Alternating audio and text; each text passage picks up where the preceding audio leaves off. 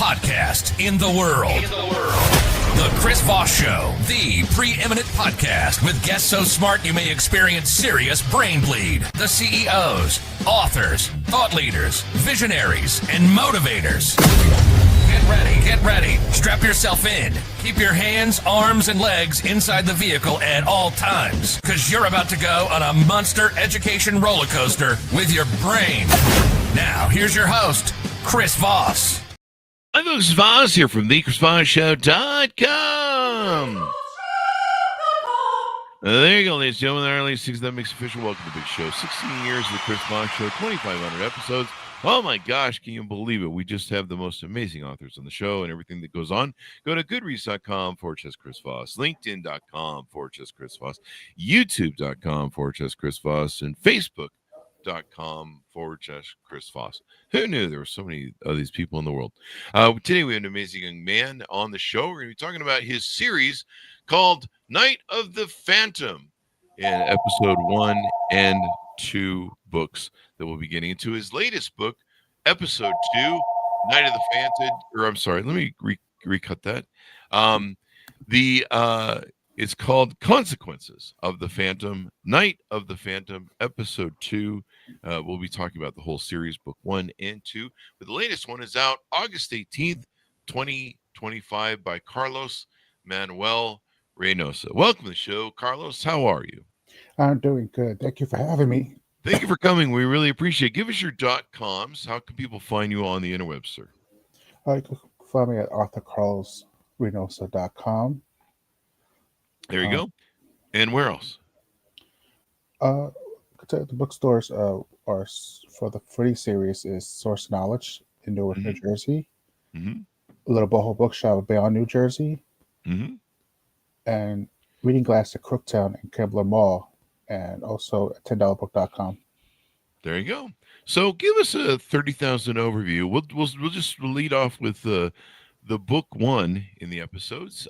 Give us the lead off on that. Give us an overview, 30,000 overview of what's inside the new book. Well, it's called Night of the Phantom, episode 1, and Consequences of the Phantom, Night of the Phantom, episode 2. Nick Sartell is a teenage boy living in New York, living based on how people perceive them. At school, he's a bully to other students. He's a victim to the bullies. He's a troublemaker to the faculty, and he's someone to be cautioned from his mother. So by that, one day he has an opportunity to change that perception, but is it for the good or for the bad? And Consequences of the Phantom is basically what the consequence of making those decisions are. There you go. And so what prompted you to want to write this book, and what motivated you to do it? Is this your first book? When the first book came out in 2021, was it your first book? Yes. I'm a big fan of the superhero stories, the Greek mythology, overcoming evil, personal gains. I'm very big on that. And I always wanted to write one of my own, so I did it as grade school. I'm coming all these stories, and as I grow older, the stories group changed over the years, and to a point where now I've had a meaning to it. As say, number 1 is about perception, how dangerous it could be to change, how one picture could change everyone's mind, and you're not even sure what that picture was about. And consequences about the consequences of those actions of that picture. And it was your very first book that you've ever written? Yeah, it's the first. Yes, I have a lot of stories, but that's the first one I published, and I'm hoping to do a lot more. There you go. Now, is that going to be in this series where you're going to keep going on with the Phantom series? I like to I like to see what else I can do. I would like to do a love story. I love to do a comedy story. I like to see where I can grow. There you go. What got you interested in writing? And how long have you been interested in writing? When did it begin for you? I was a late bloomer. It was very hard. You can ask my family. It was hard to get me to read a sentence, let alone read a book. And now you're writing books. Right. But I love telling a story. I don't know. Ah, It's probably because of all these lessons, and I just love telling these stories. And eventually, I started writing them down. It started as poetries, and then as I went from St. Mary's Assumption to Kean University, I started putting them in writing, and finally, I was able to publish one. mm-hmm. There you go. What motivated you want to do that? You like telling stories, but was there something about this story that was kind of burning a hole in the? Let's write a book about this. Well, yeah, like I said, I voted in grade school, so I want to create my own hero, um, make it different than the other heroes, and you know, and that's how it started out. And as I got older, I see how things how people are misunderstood due to perception, and then that motivated me to write more because yes, it's a superhero story. There's going to be a lot of adventures, a lot of violence, but also my goal is to people learn about how dangerous perception can be and how Mm. caution about it.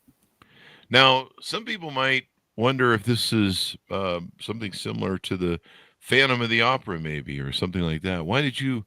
I suppose they're different stories, but was there inspiration maybe that came from that, or is Night of the Phantom kind of its own thing? It's its own thing. I mean, when I learned about the word, I just loved it. And Mm, yes, I know it's different. I know there's other versions of it, mm, but I think that's what helped write the story because Nick Sarataro is a common person, mm, common things. So, mm. and if you read the story, you'll learn how it all makes sense. Yeah, there you go. Now, is there, on the book cover, it depicts a really cool image of a phantom horseman that kind of looks like the Grim Reaper, and there's fire coming out of the horse. It's a pretty cool cover here. Is that part of the story, or is that kind of just maybe an emblem of maybe him and or something in the story plot line? It's part of the story. It's a mystery for Nick Sarataro to figure out, Mm. and he'll learn these stories as the series go along. But you'll get a big idea on the first one. Ah, there you go. Sounds interesting. Night of the Phantom. Dun dun dun. That's Phantom of the Opera. So there you go. Well, people like this sort of thing and fall. What type of book would you call it? Is it a mystery? Is it a what type of novel would you brand it as? Thriller? Yeah, it's suspense, thriller, action. Mhm. Um, And tell there's us. a lot of interest, so it depends how the reader wants to see it. Okay, there you go. It's a bit of a love interest, suspense thriller in literature. And so, do you like writing these types of genre for thrillers and stuff? Yeah, I like telling stories in general. You know, if you can see the flow to it. Um, I love hearing about the story, I know, Odysseus and Hercules and all that stuff, and which motivates me to write my own version of it. Mm. Now, you said Hercules, I think. Yes. And what about that? Do you find fascinating? Uh, the story about him doing the 12 labors, and I always Hmm. feel like he is always have to pay for something. Like, no matter how heroic he was, he always had to, you know, pay for something, which is part of the lesson of the Phantom as well. Like, there's a price to pay, no matter what the consequences are. You have to pay the price. Yeah. What's an old line from Rush by Neil Peart? We will pay the price, but we won't count the cost. It's Yeah, kind of interesting. So maybe there's a cost to things that we're willing to pay the price for that we don't see sometimes, and it's all wrapped up in the big package. Maybe I don't know if that's a good analogy or not. that's no, that's great. Yeah, yeah. It's we each pay a fabulous price for our visions of paradise. There you go. That's another quote from them. Um, and so, do you see this series? Is there a limit? Like some people that come on the show that are novice will say, "There's only three books to an all this series, and then I'm going to go do something else." Do you have a cap on that? It depends how many people want to read more of it. Um, Consequences was is more of a thank you to those who are being patient on the second book, and being very supportive of me as the journey was. But if they want more, which I do have planned for, they have to let me know. There you go. Buy the book, folks, if you want more. Show him you love it. Is there any other works in the outside of this series that you're maybe involved in? Yeah, aside from things, I am planning to slowly release this other series. It's not a superhero, uh, but it's all girl characters. Mm-hmm. If I could give you a description, I would say Mean Girls or Heather's. Oh, like a Mean Girl or Heather show. Yeah. Those things are very popular in what's going on there. So there you go. There you go. What makes you interested in that type of series? Well, the series is um, well, I grew up hearing about the story about the Four Horsemen. Mm. So, and I like the Phantom. I was fixated at that. So I wanted to make my own version. This is one of those versions I want to implant the Four Horsemen on. Ah, now the Four Horsemen of the Apocalypse in the Bible, is that correct? Correct. There you go. And then, I mean, what do you find enthralling about them? I mean, they're kind of mystical. Kind of reminds me of the horse maybe you have on the cover here. Yeah, yeah. I just picked that up. Yeah, it just feel like a force of groups, you know, like X-Men, like Ah, Fantastic Four. I have just a whole perception of it, and was interested in how other people perceived it. mhm. So this is just another way of perceiving it. There you go. The Four Horsemen. As a lot of people say, we're in end times, as it were. So maybe that's a fun thing. What do you enjoy about writing? What does it bring you fulfillment in some way? I imagine it would, but I'll leave it to your words. What do you find is fulfilling in writing for you? I'm a shy kid, so it's hard to get a word out of me. I guess you could pick that up really quick. Hmm. Um, so when I write these words, it's my voice. It's my way of telling a story. So, and can have a lot of fun with it, and I love the joy of it. That's basically this is my one voice. There you go. Everyone. Would you say you're a bit of maybe an introvert or someone who people watches and learns from them or something? Yeah, I'm a observer. Yeah. There you go. A reserver, is that what you said? Observer. Observer. There you go. Yeah, there's something about watching people and wondering why they have the quirks that they do, why they behave certain ways, et cetera, et cetera. It can be fascinating sometimes, and it's good for story collecting for use in your own stories, maybe. Yeah, I find that very like for what I see. That's probably also why I'm so fixated with these ideas, like because I see how other people maybe I'm theorizing and not realizing it. Hmm. Hmm. And so it gives you interplay. Tell us a little bit about the character Nick, who is the protagonist in your book, as they say. Well, because he's a teenager boy. He has family, and you're slowly going to learn about them. He has a past that even he doesn't know about that he's going to find out. Mm-hmm. Um, he is he's shy, he's insecure. Mm-hmm. Um, he's trying to live his day by day, but there's so many perceptions of who he is, and many people are trying to enforce those perceptions on him Mm-hmm. that he doesn't know how to act. So when he becomes the Phantom, he feels more comfortable. He's more his choice, but it also scares him because what does that mean for him? Ah. So there's sometimes a price to pay for our little things that we do there. Right. Very interesting. Very interesting. Consequences. The Phantom was the second book out August 2025, and the first book came out in 2021. Did you spend a lot of time writing both books, or how long did it take to compile both of them?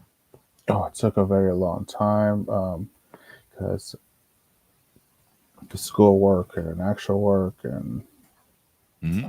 other personal things aside. With one, I had writer's block, Oh yeah. so it took a while to get right back into it. And writing's branding, Hmm. Yeah. Writer's who block published definitely is a that thing. book. with me, kind of put the fire back into me. So I started Mhm. writing. What? How do you Yeah. How do you personally overcome writer's block? A lot of people have some different techniques. My technique was music. Keep writing other stories until it comes back to you. Mm, Um, it's always trying to do something different. Sometimes it's right there. You just need time to breathe about it. And yeah, I do the same thing whenever I get writer's block, which does usually doesn't have much anymore because I've always got some stupid thing to say about something. Uh, but I've just found to just write stuff down. Just write. Like I remember when I was writing my book, I was in an accountability group, and everyone was really working hard to be good at writing and to write their book. And I remember the other people on the team were editing as they were writing. They were trying to, write stuff down. They'd write like a paragraph maybe, and then they would try and edit it at the time. They're like, well, let's try and, make this formatted. And me, I was doing what I would call puking on the page. I would just blast out everything that I was thinking and I would just write it. And I wouldn't worry about periods and commas or, proper sentence structure. I would just z- bl- blurt it out on the page. I would get it all out. And then later I would look at it and go, I would start to formulate it and format a little bit and figure out where the periods maybe were. And, but I still wasn't doing full editing at that point. I was just blasting it on the page. And I blasted out the whole book pretty much that way. And then I sat down and edited because I knew what the process was going to be. I knew that the process from having so many authors on the show was that, you do the editing at the end. And that's when you really start looking at how the structure and, move this chapter over here. This makes better sense. Move this over here. And I knew that was going to be very arduous and it would take a long time. So for me, it was just get it out, get it onto the page, get as much of it as you could. Good, bad, ugly. Some days I would write stuff for an hour and it would just be crap. But it was just the practice of getting that muscle. And then what happened to me is we were an accountability group where we try and just write an hour a day. What happened is the further along I got and the more I wrote, the more I wanted to write more and the longer the times began. It went from just I could barely write an hour, because that was what we were trying to do every day, to where I was like, oh, I'm writing for 2 hours. Now I'm writing for 3 hours a day. Now I can see the story and the pages develop on the paper, or in this case, the computer. And I became enthralled with it and then telling the story and explaining the stuff. And then it just became that. So that's how I overcome writer's block. I just blather about whatever and puking onto the page. yeah, I kind of do that too. It like drains you, like all that out. That you can Yeah. be more creative. Yeah. And plus once it's out, you kind of it gives you more ideas, it feeds into it, et cetera, et cetera. Now you said there's a love interest in the story. Who's the character that's the love interest? What's her name? Uh, Lindy Jin, she's Mm-hmm. actually the bully's girlfriend, who Mm-hmm. has her own backstory as well. Hopefully, as the series continues, you'll learn about that. Mm-hmm. Um, and it's more of a more perceptions about her too as well. Mm. There you go. There you go. Well, this should be exciting for people to read, and people love series. That's the one thing I found with having so many novelists on the show to interview. People love series. They love the characters, and they fall in love with the characters, and they like to see them develop. And so, you always got to leave room for the development of the character. Right. Yeah, there you go. Of course, you could do a prequel if you wanted. I guess. So there's these days there's some people that will do previews of the character, but like we have the Tom Clancy people on, and there's usually the main Jack Ryan character, and there's Jack Ryan Jr. and all that jazz that goes on and stuff like that. What advice would you give to aspiring writers that might be listening in that would like to write their first novel as well after what you've experienced? I think you just gave the best experience about just writing it all down, just Mhm. puking. Um, but always write. Let it go. Let the story tell you. Don't tell the story, Ah. because you wouldn't even think, oh wow, I didn't even think about doing that way. Mm. Like the story just takes over for you. There you go. The story takes over, and that's where things work there. Now, you're a graduate of Keene University with a BA in Communications and Journalism. Yes. Did you get into journalism as your line of work? Yeah. Well, I really want to do communications, because everything's communications. Hmm. So I went to Keene University. They even showed me, like, all these jobs available of communications, including journalism. So I tried to, but it just didn't go out the path, though. I just want to be more of a writer than a journalist. There you go. Yeah, there's something, journalism is fun, but then you have to write about real life stuff, and sometimes real life stuff can be a little dark. Yeah, I didn't even know there was a difference between writing and journalism when it first came in. Like, Mhm. some of you even get offended by it when you call them the wrong name. Oh, Mhm. yeah, I guess so. I guess some people can be sensitive. Now, I Yeah, notice you post a lot of stuff about your on your blog and video page. Do you keep a lengthy video communication with your audience? I try. I'm more like, because I just want to keep people updated. I want people to show how the journey is. Um, if I can give advice, I can give advice. Like, even if they think I'm a failure, you can learn from my mistakes. But at the end of the day, I'm like, oh, please don't get nervous. Please don't get nervous. Yeah, you'll be fine. Yeah, you're doing good. Now, I see a note here. You thanked an acknowledgement to your family and Keene University Writing Center.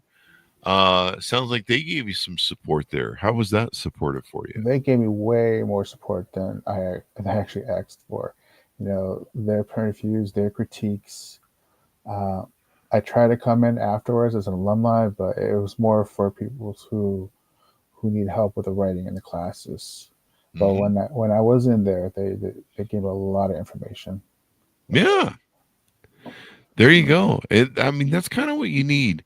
What were some of your influences of writers or genres that you maybe have always been into as kids or growing up? Or what were some of the genres that you like, or maybe some writers that you aspire to that you look up to? Oh, there was, like I said, Greek mythology. Homer, uh, Jason the Argonauts. Also, like Stephen King, Dan Brown. Ah, Um, Down these meat streets. Uh, hmm. uh, like there's a different variety, different sense, which I like because you get to see how people are. It's not just, which is also what I like to write by writing the book. I want to show people that it's not a specific person. These situations can happen to anyone. Mm. Um, so, and we should all together collectively be concerned about those situations. Yeah, Yeah. definitely. There's always consequences, as they say. Mhm. Now, where is the book set in? Is there a city or area that's real, or is it fictional?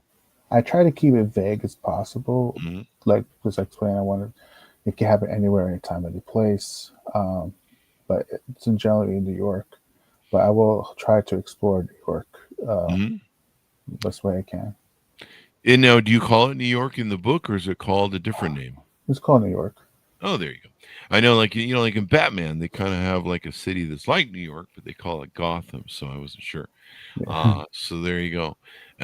And I mean, you mentioned you're a late bloomer. We've had a lot of people on the show that bloom late, but they've punched out 50, 60 books. And they've become quite prolific. They're usually on the show about every 3 to 6 months with their works, and I've always been amazed. Sometimes they have whole different series. We have some authors on the show that have, I think, 3 to 4, maybe sometimes 5 series of different, running series. And do you see maybe a future of that for yourself, or maybe you need maybe more years to take and write stuff down? I hope I'm in a situation where I'm just constantly writing stories, but it's just right now it's not the time. Hmm. I got to pay the bills. I got to Got to pay the bills. Gotta save some money for these books. So. There you go. And so how do you juggle that? Because like I said, there's aspiring writers that listen to the show, people that want to write, and they're in the same situation you are. They're doing one thing to pay for the other. How do you juggle that? How do you find the time and the inspiration? Do you struggle sometimes with inspiration because Oh, you're weighted down by both? yeah, it's a big struggle, especially when I wrote the first one. The technology wasn't advanced as it was today. It had Hmm. to, when I grew up, a computer, well, you have to be careful when you touch a computer, like just because of how expensive they were back in the day. Yeah. So I Yeah, had it's to go, easy to muck them up if you push the yeah, wrong button, isn't it? It's kind of yeah. like girlfriends. The yeah, and now there's so much. It's so much easier. In fact, you could do a little bit of editing and formatting. Different things. They have programs for that. Was there a favorite program that you used? Microsoft, but Just Microsoft. 350, I believe. Uh huh. There you go. When my friend showed me I could do it on my phone, I felt like a whole weight lifted. I was like, Really? you just saved me right there. So do you write a lot on your phone? I'm learning to do it now. Hmm. Because I've learned the old way, so it's hard to transition to new ways. But I'm Yeah. learning. I'm trying to keep up as much as I can. Well, if you're commuting to work or at work, or you probably shouldn't write when you're at work. We'll, Right. we'll leave that for the boss. But commuting to work, or you find yourself out eating or something, and you get that idea that pops in your head, or a scene or scenario, that makes it pretty good because you can put it down. Yeah. When I did my poems, I would do the Nacum thing. Hmm. Postage, whatever I could write, and now I could do it in the phone. So that's like you have no idea how much you save it with that. Oh yeah. I mean, it's so great, and ideas pop in your head wherever you are, and I'm always sending emails to myself. I get an idea, a task, or hey, go to the cleaners or whatever, and then you do that, and you should be good. So yeah, that's one of the things that you can do. What else maybe haven't we covered about the book series or the books that we should tease out to readers to get them to pick it up, Geez. or anything we want to talk about to promote what you're doing? Well, a lot of people who have been reading these books and comparing what's going on, Hmm. I just want to clarify that again, I wrote that in grade school years Mm. before those situations happened. Wow. Well, So maybe there's a little bit of Nostradamus going on there, nah, it's like prediction or whatever. one or Um, two to do with it. there you go. So as we go out, I don't. Was there anything more on your website or and future events or anything you have going on we want to take and promote? Just one episode one is available at Amazon.com, Mhm. Barnes and Nobles, ebook, eBay, and Amazon. And Consequences as of now is in Amazon.com. There you go. So give us a final pitch out for people to buy the book and your .com on your website, et cetera, et Mhm. cetera. So yeah, it's yes, there's going to be violence, and yes, there's action, drama, suspense. But hopefully, you guys get as you enjoy the story, you learn something more about perception and the consequences of those perception. There you go. There you go. Well, it's been fun to have you on the show. Great show, Carlos. Thank you for coming on and sharing your wonderful works, helping inspire more writers like yourself. Thank you for having me. I really appreciate this. Thank you. And thanks, Simonis, for tuning in. Order up the book series wherever fine books are sold. Night of the Phantom, Episode 1, out October 22nd, 2021. And the newest book that just came out in the series, Episode 2, Consequences of the Phantom, Night of the Phantom, Episode 2, out August 18th, 2025, by Carlos Manuel Reynosa. Thanks, Simonis, for tuning in. Go to goodreads.com/Chris Voss, LinkedIn.com/Chris Voss. Chris Voss won the TikTokity, and all those crazy places on the internet. Be good to each other. Stay safe. We'll see you next time. And that's